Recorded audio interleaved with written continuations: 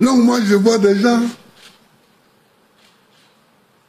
il y en a même qui ont suspendu tous les partis d'opposition dans leur pays. Et puis viennent, on va aller en guerre pour mettre la démocratie au Niger. Et c'est toi. Et c'est toi. Vous voyez? Et c'est ça le problème en Afrique. C'est-à-dire qu'il n'y a aucune expression de l'opposition. Et après, les gens vont se plaindre qu'il y a des coups d'État. Regardez ce que Macky Sall est en train de faire au Sénégal. Lui qui a été opposant en son temps et qui galvanisait tous les jeunes Sénégalais dans les rues en disant à son prédécesseur, Wade, que s'il tente un troisième mandat, eh bien, c'est tout le Sénégal qui sera en dessous. Voilà le même Macky Sall aujourd'hui au pouvoir, qui veut faire ce qu'il reprochait à son prédécesseur.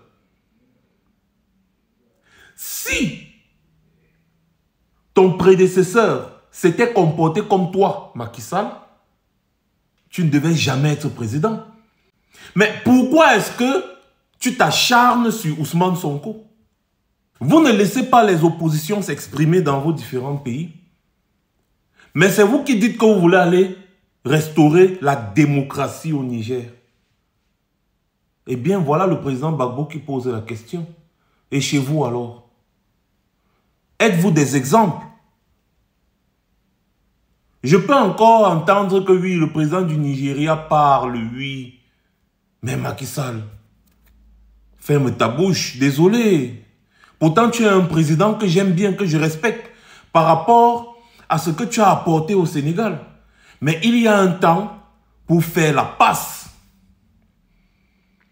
Qu'est-ce que Ousmane Sonko fait en Bastille? Un jeune aussi charismatique qui peut certainement porter le Sénégal très haut. À un moment donné, cherchons à résoudre ces problèmes qui sont à l'origine des coups d'État. Voilà un problème qu'il faut absolument résoudre, surtout chez nous, dans l'Afrique dite francophone. Ces présidents qui ne veulent jamais laisser le pouvoir. Quand le moment arrive, il faut partir. Parce qu'un pays, c'est une continuité. Vous n'êtes pas les plus intelligents. C'est vous qui créez les situations, comme au Niger.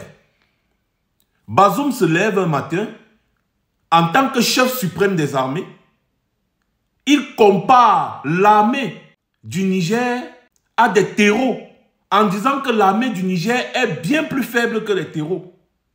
Toi, en tant que chef suprême des armées, tu te places sur une chaîne de télé et tu dis ça en Mondovision. C'est une haute trahison. Et pourquoi est-ce que tu ne veux pas que l'armée là te dépose? Tu laisses les gens piller ton pays et ensuite tu vas sur une chaîne de télévision dénigrer ton armée. Et pourtant, si tu avais fait en sorte que l'exploitation des ressources profite à ton pays, tu devais équiper et former ton armée.